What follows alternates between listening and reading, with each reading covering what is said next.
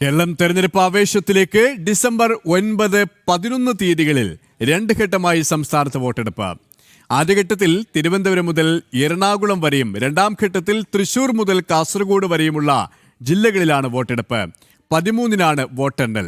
November 21 വരെ നാമനിർദ്ദേശ പത്രിക സമർപ്പിക്കാം.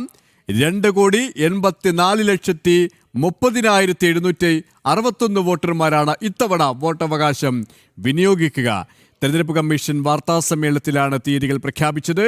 ഇതോടെ മാതൃകാ പെരുമാറ്റച്ചട്ടവും സംസ്ഥാനത്ത് നിലവിൽ വന്നു. വിശദാംശങ്ങളുമായി പ്രജിത് മോഹനൻ ചിരികാണ്. പ്രദേശ് തദ്ദേശ തെരഞ്ഞെടുപ്പ് കാഹളം മുഴങ്ങിക്കഴിഞ്ഞു. ഡിസംബർ 9, 11 തീയതികളിൽ രണ്ട് ഘട്ടമായി കേരളം തദ്ദേശ സ്വയംഭരണ തെരഞ്ഞെടുപ്പിനായി വിധിയെഴുതുന്നു. തെരഞ്ഞെടുപ്പ് കമ്മീഷന്റെ വാർത്താ സമ്മേളനത്തിന്റെ മറ്റ് വിശദാംശങ്ങൾ കൂടി.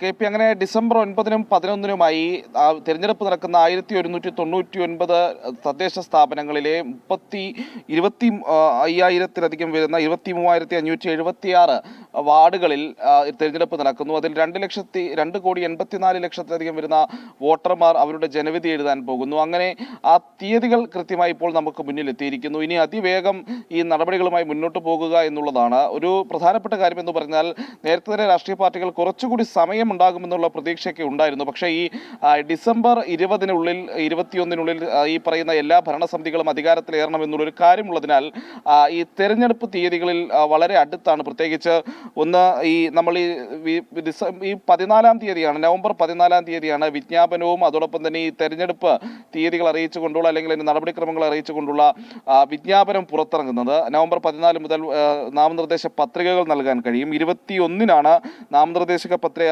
സമർപ്പണത്തിനുള്ള അവസാന ദിനം. 22-ാം തീയതി അത് സൂക്ഷ്മ പരിശോധനയ്ക്ക് വിധേയമാക്കുകയും 24-ന് പത്രിക പിൻവലിക്കാനുള്ള അവസാന ദിവസവുമാണ്. പിന്നീടാണ് രണ്ട് ഘട്ടമായി കേരളം തദ്ദേശ തെരഞ്ഞെടുപ്പിലേക്ക് പോകുന്നത്.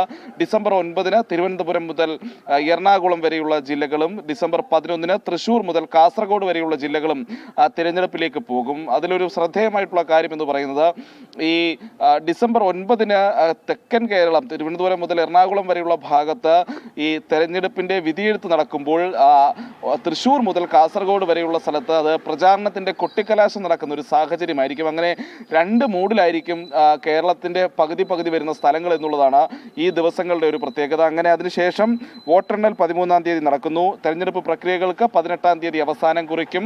ഡിസംബർ 20-ഓടെ ഈ പുതിയ ഭരണസമിതികൾ അധികാരമേൽക്കും എന്നുള്ളതാണ് തെരഞ്ഞെടുപ്പ് കമ്മീഷന്റെ ഈ ഷെഡ്യൂൾ പ്രകാരമുള്ള ഇപ്പോൾ ഔദ്യോഗികമായി ലഭിച്ചിരിക്കുന്ന അറിവ്. ഏതാണ്ട് 2,80,00,000-ലധികം വോട്ടേഴ്സ്, അതിൽ 1.34 കോടി പുരുഷന്മാരും 1.50 കോടി സ്ത്രീകളുമുണ്ട്. 281 ട്രാൻസ്ജെൻഡേഴ്സും ഈ തദ്ദേശ തെരഞ്ഞെടുപ്പിന്റെ വോട്ടർ പട്ടികയിലുണ്ട്. മാതൃകാ പെരുമാറ്റച്ചട്ടം നിലവിൽ വന്നിരിക്കുകയാണ്. ഈ പെരുമാറ്റച്ചട്ടവുമായി ബന്ധപ്പെട്ട് തെരഞ്ഞെടുപ്പ് കമ്മീഷൻ നൽകിയ ഒരു വ്യക്തത എന്താണ്, വിശദീകരണം എന്താണ്?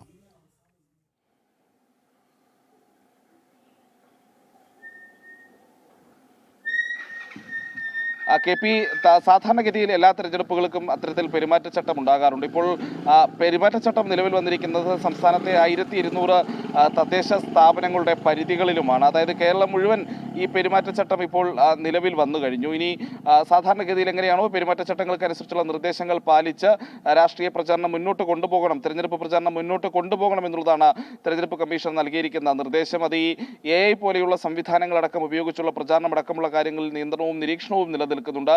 അതോടൊപ്പം പ്രശ്നബാധിത ബൂത്തുകളിൽ പ്രത്യേക ക്യാമറ നിരീക്ഷണ സംവിധാനം അടക്കമുള്ള കാര്യങ്ങൾ, അങ്ങനെയുള്ള സജ്ജീകരണങ്ങളും നിയന്ത്രണങ്ങളും നിർദ്ദേശങ്ങളും എല്ലാം നൽകിയിട്ടുണ്ട്. ഒപ്പം തന്നെ 2,000-ഓളം വരുന്ന പ്രശ്നബാധിത ബൂത്തുകൾ ഉണ്ട് എന്നുള്ളതാണ്, സംസ്ഥാനത്തുണ്ട് എന്നുള്ളതാണ് ഈ തദ്ദേശ തെരഞ്ഞെടുപ്പ് കമ്മീഷന്റെ വാർത്താ സമ്മേളനത്തിൽ പറഞ്ഞത്.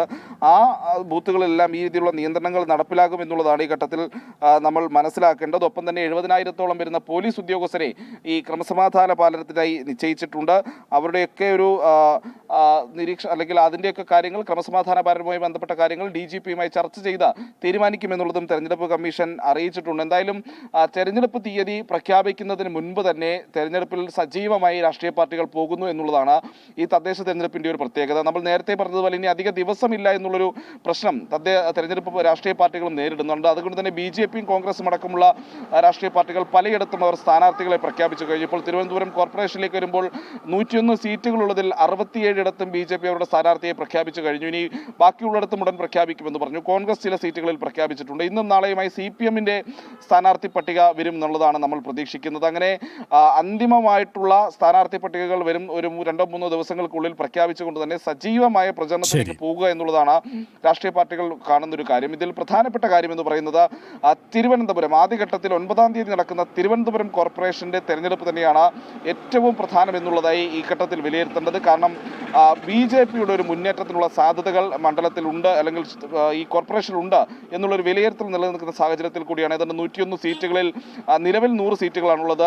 അതിൽ 51 ഇടത്ത് CPM-ഉം 34 ഇടത്ത് BJP-യും നിലനിൽക്കുന്ന ഒരു സാഹചര്യം. അവിടെ നിന്നുമാണ് ഈ 101 സീറ്റുകളിലേക്ക് BJP ഒരു മുന്നിലേക്ക് വരാനുള്ള സാധ്യതകളൊക്കെ. പ്രജിത്ത് പറഞ്ഞതുപോലെ തന്നെ തദ്ദേശ സ്വയംഭരണ തെരഞ്ഞെടുപ്പിന്റെ ആവേശത്തിലേക്ക് സംസ്ഥാനം നീങ്ങിക്കഴിഞ്ഞു. 2 ഘട്ടമായി ഡിസംബർ 9, 11 തീയതികളിലാണ് തെരഞ്ഞെടുപ്പ്.